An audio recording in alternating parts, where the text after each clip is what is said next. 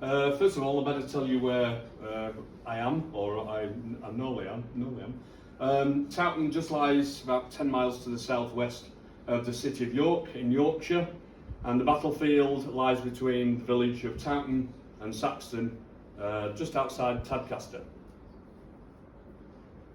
The battle was fought on the 29th of March 1461, and it was during the Wars of the Roses, and the combatants were on behalf of the current king, Henry VI of the House of Lancaster, and the up-and-coming king who was about to be formalised in making of Edward IV, and I've written the 6th there for some reason, but believe me, that's wrong. So it's Edward IV of the House of York. So those are the two armies that were about to clash in the centre of the battlefield.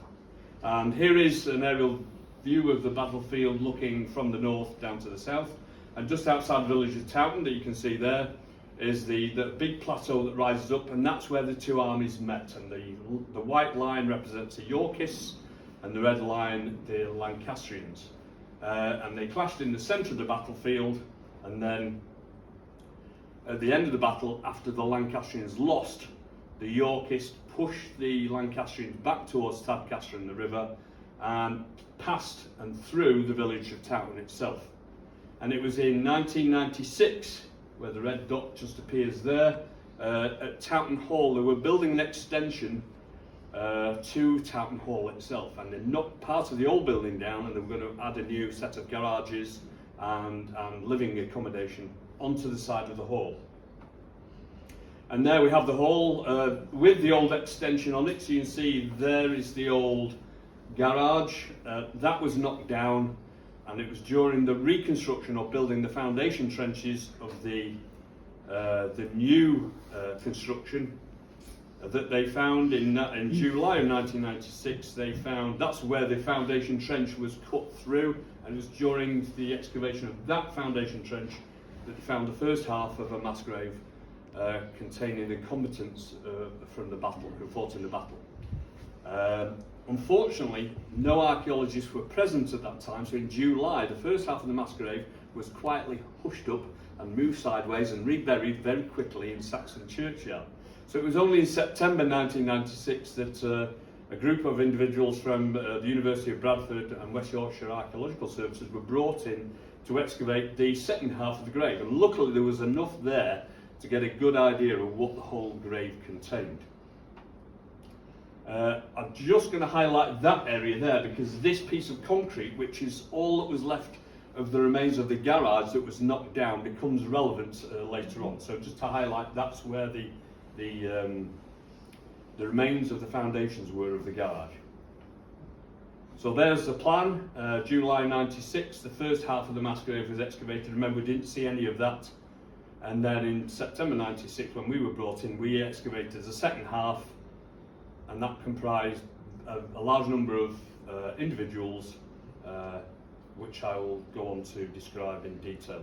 But there's a vertical view of the mass grave.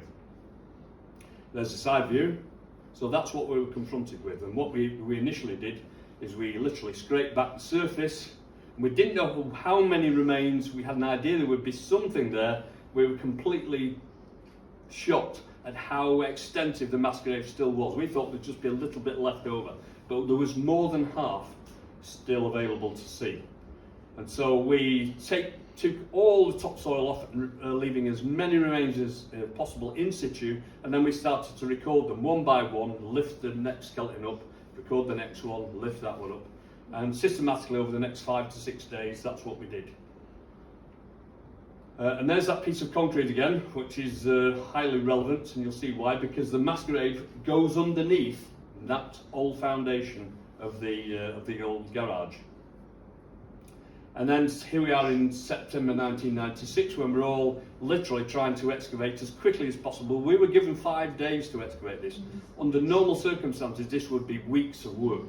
So we didn't know whether this was going to work or not. So we all just got in. Luckily, nearly everybody that was involved in the grave was a trained osteologist. They were going through their osteological masters at the time, so they all knew their way around a human skeleton. Luckily, so it was very rapidly done and recorded at the same time. And while I've got this slide on, I'm going to embarrass Linda, who's over there, because not only is there the foundation trench that we're going to describe in a minute, but there is Linda. A very young Linda, I think he was about 20 at the time. Still got slightly red hair, not quite as good as now, but anyway. So Linda was present. She was one of the people who helped us excavate the grave. And without everybody, this was a volunteer dig. Without their volunteer work, none of this would have happened. So, and all human remains exhibited quite extensive weapon trauma. And as you can see by this individuals, these included virtually every type of wound you can imagine. This one has had a slash across the face by a sword or an axe, literally bisecting the head or the front of the head. This one has got a poleaxe or a warhammer spike right in the side of the head. Very little other damage on this chap, so obviously he went down quite quickly. This had another type of warhammer wound, and some of them, it's like rather than a spike going into the head, it's a compression fracture onto the side of the head, and it just literally pushes part of the skull in. And then there's this individual who's number 16, and not only has he got severe wounds, as you can see by one of the holes on top of his head, but his head was completely fractured. But this chap is famous because he'd already been wounded before. So you can see in the bottom left-hand corner, this is an extensive chin wound which had healed in the medieval period. His front jaw had been fractured open, he literally cut to pieces, the roots of his teeth had been chopped off, and yet he recovered to fight another day. But obviously not, this was a good few years before he eventually died, so all this was significantly healed. And then we've got this individual who's obviously quite old, and you see by the lack of the teeth, and so some of these are very young men, 16, 17, 18, and some of them are 45 plus, as we would call them, so older. And here we've got a distribution of all the cranial trauma. So we've got the puncture wounds, which are the sharp point injuries on the skull. And as you can see, the skull is a remarkable instrument for defining how it was affected and by what weapon. So these are the puncture wounds. Then we've got the sharp edge trauma. So all these are obviously this is not in one individual, I'll highlight. These are a collection of all the wounds on one drawing. But you can see the number of cut marks on all the individuals, and then you've got the blunt force trauma. So these are like the hammer or the mauls or the anything that would produce a compact compression on the skull and potentially breaking it as well. And then those are the skull injuries. These are the postcranial injuries. So obviously we've got significant numbers of wounds to the neck, a lot of defensive wounds where people do this, or where they're holding a weapon and somebody's trying to chop the weapon out of their hands. So a lot of hand wounds. And then there are a couple of wounds on the legs. There's even one in the top of the foot where a sword has gone like that, sticking his foot to the floor. So obviously anything goes in a medieval battle, and there's people wandering around with very sharp implements or axes, pole arms and things. So it's not a pleasant place to be, to put it mildly. And then in a couple of years later, in 2000, we produced, you remember this, Linda? We produced the book Blood Red Roses, which was quite a successful publication. And then 2007, a few years later, we produced the softback, and it's still in publication. And then the last time I heard, this was still one of the Oxbow publications' best-selling books. So, which is nice because I still get some royalties, which is always useful. So what I want to do now is I want to go on to further excavations since 1996 of what we've been doing on the battlefield itself, because this became part of my PhD project from 1996 onwards. So there we are, there's the front view of Towton Hall, and that's where we excavated the mass grave in 1996. So in 1998, the landowner of the hall was going to dig a front path across her lawn, and she said, I suppose you want to excavate my lawn? And we go, yes please, thank you very much. So we dug down there, and in the corner of that excavation, completely out of context, were several human teeth, but they were in the backfilled rubble of the 18th century material. So we know that somebody had already discovered human remains in the late 18th century. but we didn't know where they came from. So we backfilled that, we put a path over it, and then we moved on. So in 2002, we said, well, is there any chance of excavating next to the old mass grave to see if it was anything to one side of it? So again, the landowner was very accommodating. So we dug a hole there in 2002, underneath the window, and right at the very top of the natural material, we were just about to finish the excavation and pack it all in. We just cleaned it all up for the recording, and the thigh bone turns up. So we thought, so then we thought, well, is it an individual thigh bone? We've already just found isolated human teeth, so is this just a thigh bone? So we excavated down, obviously we can see by the excavation on the right, there was a half of an individual, a whole skeleton, but the top half was under the wall of Towton Hall, which was built sometime around the late 1500s, early 1600s, we still don't know exactly when. So obviously we recorded the individual as much as possible, and he still lies there as well, so he's still there. We didn't want to move him because obviously we didn't want to separate his legs from the rest of his remains. And there we see it in plan, that's the individual partially under Towton Hall. And although we couldn't see the top half of his body, we did notice that he had extreme cases of rickets. So he had a serious case of rickets, but no obvious weapon trauma. So we didn't know at the time whether he was related to the battle or whether he was just an isolated human remains skeleton that had been buried there. And then also in 2002, we were talking to the landowner, Mrs. Verity, and she said, oh, well, there's a story that exists that in the late 1700s, remember that date again, the late 1700s, somebody had been excavating in the cellars of Towton Hall, and the cellars of Towton Hall were extended, this is a quote, sorry, to meet a solid wall of human skeletons. So we thought, well, we can't resist that. So of course we started poking around in the cellar, as you do, and lo and behold, this is where we were, by the way, so we're in the bottom right-hand corner of the cellar. And when we started investigating and cleaning the walls up, we found this in the corner, behind the wine rack, which was empty when we got there, honest. And we can see, but if I highlight that, you can see that there is a definite cut in the wall.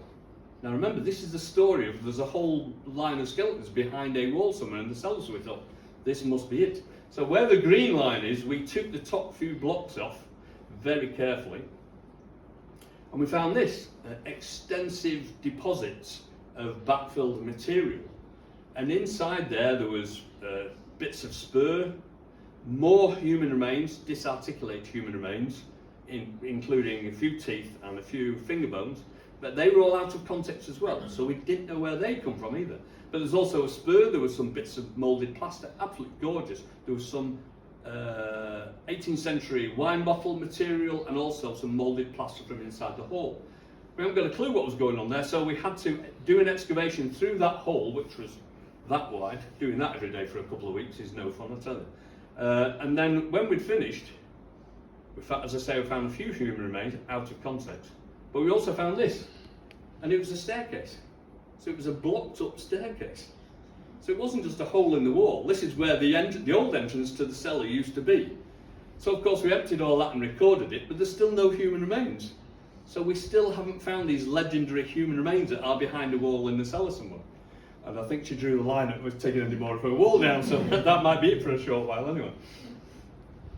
And then in 2003 we excavated as close to the mass grave from 1996 as possible, and there's also, as you see there's a significant huge tree in the way, so we had to be very careful and work out where we could excavate.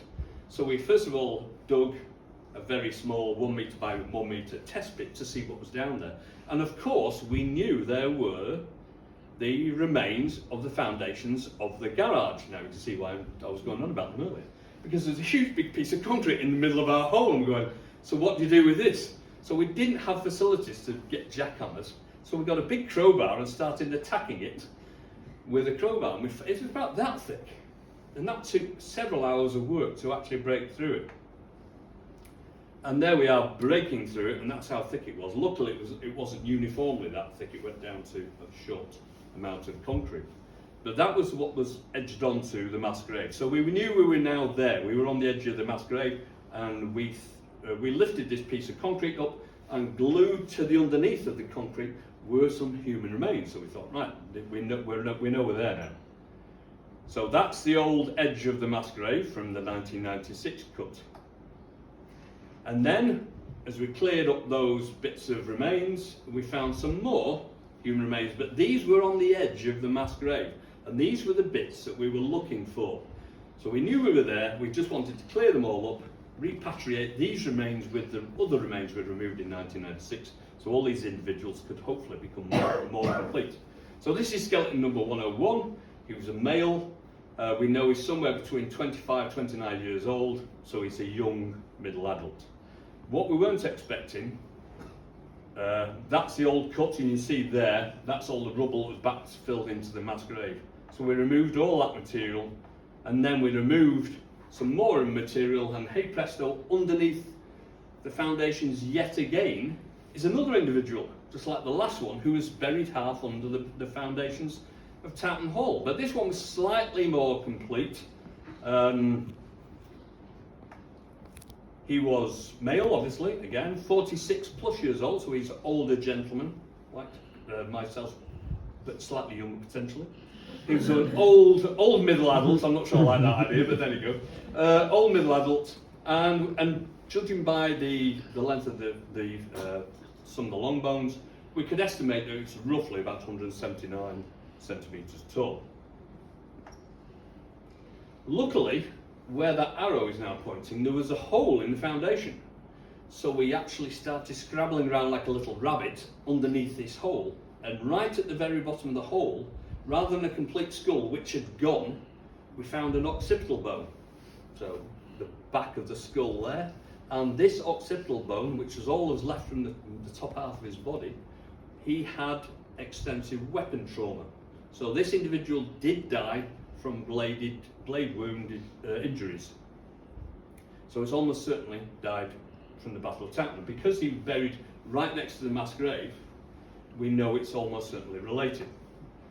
So there we are now. We've got two individuals buried half under the Towton Hall, and then we've got the mass grave from 1996, and we've got the rough approximation of where the first half of the grave was. So, as you might be guessing, there is a large space in the corner of the building there which potentially might have human remains. So now what you're going to do is you've got to approach the owner of Towton Hall and say, excuse me, can we take up the floor of your dining room? And she actually said yes. So I thought, right, quick, before she changed her mind. Luckily she didn't use that room, so we literally took the floor up. So here we are, the dining room in Towton Hall, that's where it is, the northeast corner of the hall. And this excavation was kindly funded by the Royal Armies in Leeds, and obviously on behalf of Mrs. Verity from Towton Hall. And so when we pull the carpet back, imagine we are in this room, and we pull the carpet back, you encounter lots of floorboards, then we take the floorboards up, and then you see the joists underneath. And we didn't want to take the joists up because obviously that's supporting parts of the wall, and so we had to do all the excavation through the joists, which is no fun at all. And there they are, there are the joists in place, and that's the material that we found underneath. So for your benefit, I've just removed the joist so we can see what was going on. There's the old fireplace in the top of the picture. And as you can see, there's a large collection of stones in the bottom right-hand corner, which is significantly different to the stones in the rest of the room. And they were sort of grave-shaped, so we thought, hello, is it possible? And yes, it was.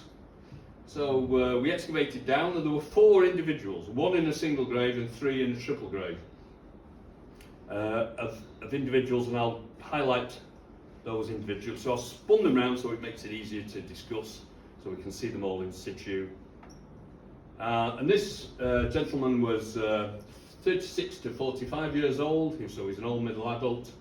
And he was approximately 172.3 centimetres, so we've got his height, we've got huge amounts of data you can get from an individual skeleton. But as you can see by the drawing on the bottom right, This individual also had significant weapon trauma to the back of his head, so we know this chap, and also a nick on his chin. I don't know if anybody has seen the Richard III excavations. A number of medieval combat victims from battles have got these nicks on the chin. We're still not sure exactly what that's about yet. And there he is in situ. There's a floor joist, and that's what he looked like when he'd been cleaned up. And there's his head, and his head is literally just below the floor joist. And luckily for us, somebody had actually walked on his head and pushed the head in, so that all the bones were still in situ. Otherwise, his head would have been actually visible above the floor, which is a bit screwed. And there's also, on this chap here, he had a stone resting on each shoulder, which I'll discuss in detail a little bit later, but that was very unusual. I've never seen that before. And then the first one of the triple grave, so it's skeleton 111, and he's a male, 36 to 45-year-old, so he's an old middle adult again. And this one's slightly taller, it's 184. A lot of these individuals are slightly taller than the medieval norm, so that was interesting as well. And there he is, the first one from the triple grave, 111. And there he is, here's his head. And again, if you look at the jaw, he's got the nick on the side of the jaw again. But this individual had no obvious weapon trauma to his head and the rest of his body. And we're wondering how he died, but he had a huge crack from the base of the skull, running from the occipital all the way up the back of the head to halfway up his head. Now, unless you crush a human skull, you cannot damage it without damaging the surface of the skull. So you've got to imagine that something has happened to this individual, so it's literally cracked his head open from his neck all the way to the top of his head, without damaging the surface of the skull. So there's various interpretations, but one of the things we have to consider is that somebody has belted this gentleman while he was wearing a helmet, because of course he's significantly hurt his head and his neck, but it's not damaged his skull. So again, some interesting anomalies turning up. Then there's skeleton 112, so it's male, they're all males, 26 to 35, young middle adult, 180 to 0.71 centimetres tall, so again slightly tall. There he is in plan with his two friends, and there he is in detail. Now, this one's interesting because, again, not too much weapon trauma, but unfortunately for this gentleman, he's had a sword that has taken the front of his mouth off. So a sword blow has come from there, and it's not gone past, so it's not like that. It's done this, and we know this because if you look at the details of the skull, the exact shape of the blade has gone down through the front of the mouth. And what was extraordinary is that every single one of those teeth was still in situ. So the blade has gone like that, and he's died there and then and never moved again. Because every single one of those teeth and all the gums, everything was in place. So he must have died immediately before any of his teeth fell out. It's unbelievable, the preservation that we had. You can see by the bottom photograph, that's exactly where the sword would have gone, the blade, and it had to be something like a sword to do that significant pressure, to cut through all the teeth and then stop by his bottom jaw, so his bottom jaw actually stopped the sword, and that's what happened to him. And this gentleman is now exhibited as part of the Richard III collection, the Yorkshire Museum in York. And then on to the last one, he's a male, 26 to 35, so again young middle adult, 173.8 centimetres tall, so about sort of average. But again, you know, middle adult, young gentleman. And there he is in situ on his own now because we've taken his friends away. And this chap, poor chap, had had two significant sword blows to the side of the, which way is that way? So somebody had gone in twice with a sword and then stabbed him as well. So this gentleman obviously died from extensive sword wounds to the head. Right, here's an interesting question which I was hoping I could answer today. Were any of these individuals genetically related? Because the osteologists who analysed these individuals found that they had, several of them had not just one or two, but three, sometimes four non-metric tracks are all in common. Now these are they're not exactly rare, but they're not exactly common. And to find several individuals that have the same family non-metric traits is quite unusual. So there's a very good chance that these individuals are related. So we sent the DNA off to get them analysed, and the results are due back any day now. And I can't tell you, so I'm sorry for that. I was hoping I would get them back before I arrived. So still no, watch this space, it could literally be as I go home, I don't know. It's any time now. So there we are, there's the individuals from, that's how we first found the room. If you notice, to the head, just to the head of this individual, who's been buried on his own, away from the triple grave next to him, there is what looks like a post hole. And obviously, archaeologically, we were not just interested in the human remains, but we do the archaeology of the whole room. So we excavated all the post holes, like the one in the top left-hand corner there, that's already been emptied. And this was obviously filled with stones, and it was a post hole, about that big, filled with stones. No idea what it was all about. But it's the location that's interesting, because it's just to the head of one of these individual burials, exactly in the place where you would put a burial marker. Is it a burial marker? We don't know. Found next to or within the post hole material, basically on top, so it's as the post hole has already been filled in, there was special find number 4. If you can see it there, there's the post hole, and there is the special find number 4, and it's a glass bead, a little individual glass bead sitting on top of this post hole. Does that mean anything or not? This is part of our job. We could hypothesize all sorts of things, but you've got to try to tie it into the information. So, interpretations of all this. So we've got all this material, and it's part of our job to actually try to interpret it as well as excavate it and record it. Now this is where we can go a bit crazy if we want to, but we try to base it on the information. So, here we have all the individuals of the locations that we've excavated over those few years. And if we go back to this individual, remember this is the one with the potential post marker, we have these stones lying, and they were deliberately placed on his shoulders. Why did anybody do that? Anybody got any ideas? To weigh him down? Yeah, they were sitting like, if I'm lying flat, they were flying flat. They weren't doing anything. Oh, Apart from literally somebody had gone to great effort to balance these stones, potentially putting some soil next to them so that these stones stayed there. And I've never seen anything like this, but it was very distinctive. So one of the things that we wanted to do was try to interpret this. And one of the things I found, if you look at other medieval burials, you see this. And this is that, especially in monasteries and ecclesiastical contexts, the individual is highlighted, the head of the coffin is highlighted by this very strange head shape. And this is incredibly common.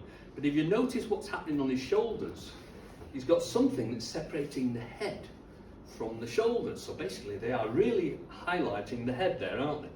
So is this what's happening? And these individuals are very often priests. Okay, so you get lots of monasteries with lots of burials like this. Now remember, common herd like us would not have got a very expensive burial. We would have just been stuffed into a cemetery. These are the special people, either the very rich or the priests and the higher echelons of the ecclesiastical establishment. So these are not common. So, was he a priest? Now we start putting all the evidence together, and we've got something that highlights this individual. He was buried away from the triple grave next to him. So he's highlighting, but next to him, he's obviously associated with them in some ways, but then they've done something to his head to make it look special, which makes it look very similar to this. And he's been given a post hole of his own as a grave marker. And then on that grave marker, somebody's placed something on the grave marker. And there it is, a special find. What is it? It's a rosary bead. almost certainly a rosary bead. And a lot of very strongly Catholic burials, they place rosary beads on their graves. So is this what's happened? Was this chap either somebody special, or was he a priest? And is that his rosary bead? And is all the rest have gone? And is that the only bit that's left? It could be completely and utterly false, but it does seem to fit some sort of interpretation. So that's one of the fun sides of what we do here. And of course we'll never really know. And again, I've highlighted that one who's got more rosary beads than everybody else because of course he is a priest. So is this what used to happen more often than now? It's something to consider. So now we need to look on the, we're still at Towton Hall, but now we need to look outside Towton Hall to check on the human remains that we found in the rest of the battlefield. And we know where the battlefield is because we've been recording, one of my colleagues has been recording 15th century artifacts from the whole of the battlefield over the last 20, 30 years. So these are 15th century battle-related artifacts, almost certainly, including several hundred arrowheads in that central location. And this is also where we've now discovered the mass graves were for the actual battle itself. And we know this because when we were doing a geophysical survey as part of my research, we were carrying out this geophysical survey, and as we were walking over the ground, we found yet again 2 more human teeth. Now, human teeth are very resistant to all sorts of abrasions and this, that, and the other, especially in this landscape because it's all limestone. So they preserve incredibly well. So we are finding human teeth because they survive very well in that environment. So when we found the human teeth, then of course we're archaeologists, so we like to dig up everything. So we wondered what was underneath or in the location of where we found those human teeth.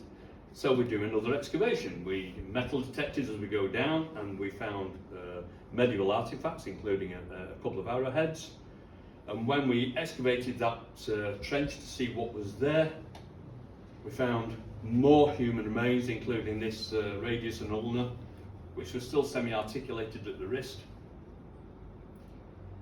In fact, we found significant numbers of human remains. These were the largest, the radius and the ulna, and the smallest was another human tooth.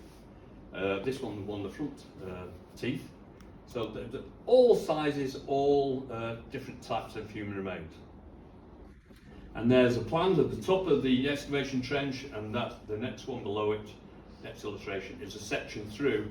And each one of those spots is either one individual human remain or a small collection of them. And as you can see there were significant numbers. In fact, there was over, in that, just that little hole, there was, in a very small area like that, there were 300. So we stopped. We didn't have the facilities to deal with tens of thousands of human remains because we knew that these grave pits were meters long and several meters wide. So that's where we're standing at the moment with these. We know where the graves are. There are at least 3 pits. These pits are probably about 5-10 meters long, 2 or 3 meters wide. So you can imagine the human remains that used to be in those pits. Why aren't they in there anymore? Because all the big bits were removed in 1483, 1484 on the orders of Richard III. He'd just become the new King of England, and he and his brother who went before him, Edward IV, gave a grant to clear all the human remains off the battlefield. So they knew where these burials were, so they went and dug them all up again. Took all the skulls and all the long bones and anything of any size, removed them and went to bury them in Saxton Churchyard, a mile to the south.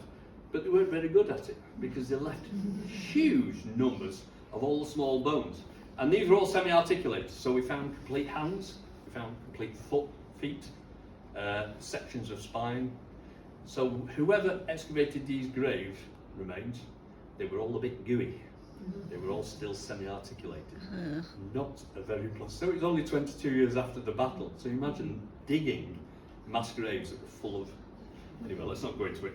so obviously that's what they did, and why we only found partial, extensive numbers, but partial human remains. Now all these individuals have been analysed and looked at by osteologists.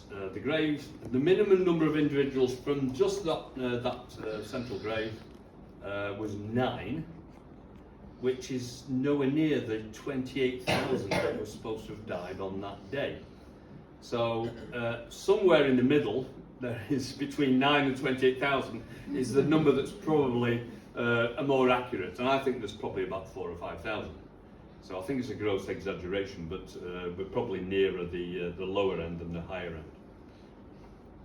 And then we re-evaluated all the human remains from all contexts in 2014, and we published them in it was a conference from Battlefields and Mass Graves in Germany in 2014.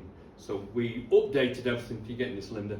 So we've updated all that data now, so it's all been modernised and all glued together. So now we know how many bones we have and what they mean and how important these are, because these individuals they're not unique, but they're very, very, very rare. So that's something to highlight. So one thing it's worth summarising with is that I think it's important to say, as hopefully I've demonstrated in a very small way, that the recovery of human remains from a historic battlefield allows a more accurate assessment of the people, the individuals who fought and died there on that day. I'll leave it there. Yeah, thank you very much.